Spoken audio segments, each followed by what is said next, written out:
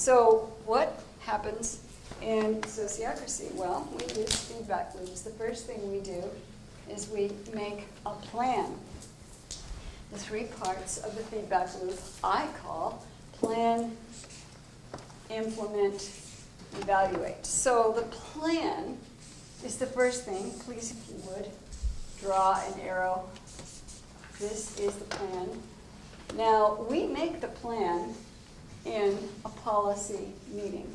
If you recall, there's three things we do in our circle. We do the actual work. We have operations or work meetings where we coordinate the details. These are short, quick, frequent, informal. And we have policy meetings. If you please look at the middle poster on the wall over there. Policy meetings are kind of formal. And in it, we're meeting. These are the people in our circle. And we create a proposal. I'll just make a great big old rectangle to stand for the words we're putting into the proposal. Now, in the proposal, we're going to write down the ways we're going to measure and evaluate it.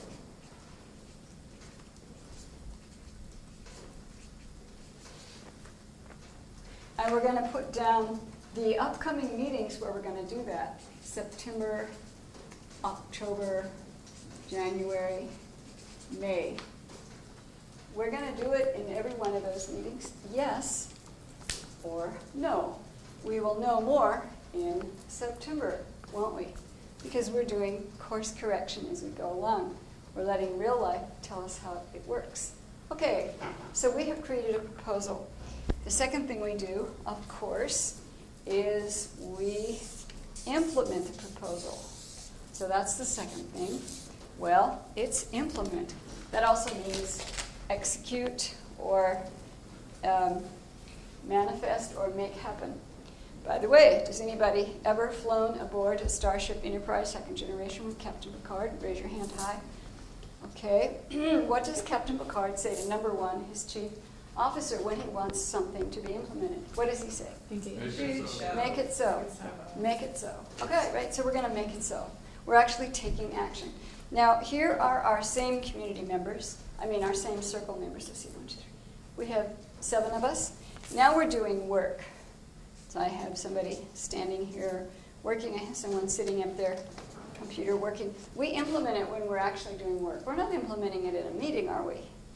So I'm making these people have green, doing work. These little images are, I have to put this person in a chair. Sorry about that.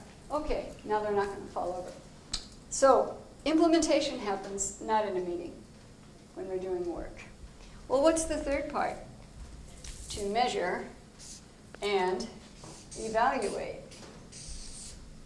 Now, I'm making this one red because I'm trying to make a little bit of color and visual connection to how we put words in our proposal when we made the proposal, that we would evaluate it later. So here's evaluate. The first part of evaluate is that we're measuring it.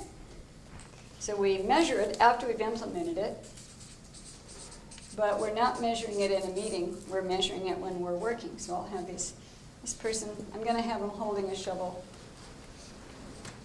Well, this is not a very good shoveler, but okay.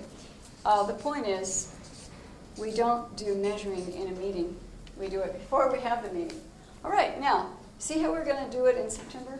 In August is when we made this proposal and we consented to it using consent decision making. We made the proposal and then we consented to it. When we made it in proposal form, we put in some ways to measure and evaluate it. When we consented to it and decided we would implement it, they were still there, although we might have changed them, as you will learn later today. Okay, so now we're going to have another meeting. It's the same people. Why am I making them red? Well, because it's the evaluate part of our meeting. We're having a policy meeting, and under matters of content, if you can look over on the wall, one of those things, and by the way, you have this in your handout booklet, one of those things is that we evaluate proposals that we have previously implemented. So we are now thinking about what we measured, and we're doing the subjective part, which is, do we like it? Do we see anything wrong with it? Are there any parts that aren't working well? Are there any parts of it that are working well? What do we want to do with this thing? What are our three choices?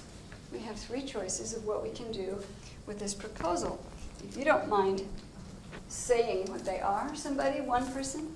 Lydia? Keep it. Keep it, Modify it or throw it out. Right, exactly. So I'm going to do keep it,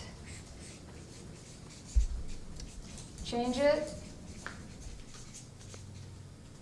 or throw it out. Now, let's say we decide to change it. What we did in this meeting was we created a proposal, and then soon afterwards we consented to it. We did first one and then the other. Now we're going to change it. So now we are these same people, but what am I going to do? I'm just going to change our color from red to blue. Here we are. We're in a different meeting. We're creating a second iteration of the proposal. It's not going to take much time and energy because we have the basics already. We're probably only going to change it a little bit. And then we consent to the change, and then we implement it. We implement it again. But this is some time later, and then we measure and evaluate it, and we can keep it, change it, or throw it out. And then we might decide to change it. So us same people meeting in the next meeting create another iteration. It's not much change. We consent to it, we implement it, we measure, and then we decide if we want to keep it, change it, or throw it out in our meeting. Okay, how many times can we do this? Endless. As many as you consent to. As many times as we consent to. How few times can we do it? How many times as you consent to? Exactly. Who is it that decides? We do. We decide. Our circle, we decide. Lydia. You decide how many times you're going to do it in an initial proposal phase? Like, Yes. We'll do this. I'm only going to do this once, but if it doesn't work the first time, then we're not going to change it. We're just going to throw it out. You could certainly do that, but that wouldn't be following how sociocracy works. Because the whole point here of sociocracy is to get information from real life for continuous improvement. But let's say we have a person who is not trained in sociocracy, and they're in our circle, and they're insisting, and they've got their arms crossed and a bit of a scowl on their face, saying, I'm not going to, this is going to take up meeting time, I don't want to do this. So what we need to do is get them more sociocracy training. Because they clearly don't understand that we're in a whole new paradigm, where we've built this into our expectations. Now, in a minute, you're going to see the two extraordinary benefits that come from doing this. But we're not there yet. Okay, so we just asked how few times can we do this, and Sarah said as few times as we like. And I say, who decides this? And the answer is, we do. We in our circle decide this. Can we change what the criteria, the ways we're going to measure and evaluate, can we change that? Sure. Mm-hmm. Will real life inform how we change that? Yeah, ideally. Not really? I said ideally. Yeah, well, ideally, real life is showing us what we did and didn't think about in the beginning. We might have thought of some things very well, and other things, oops, we just didn't even think about that. But it's kind of okay. Why? Because we built it into our expectations, so it'll be running from real life. Okay, what else? Well, we originally created a proposal. When we're doing consent decision making, can we change the ways we may measure and evaluate it?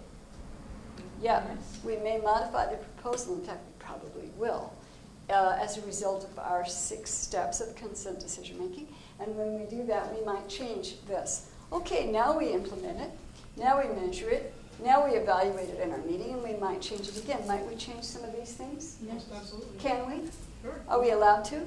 Of course. Is it likely that we might? Yep. Okay, now I've got a question for you.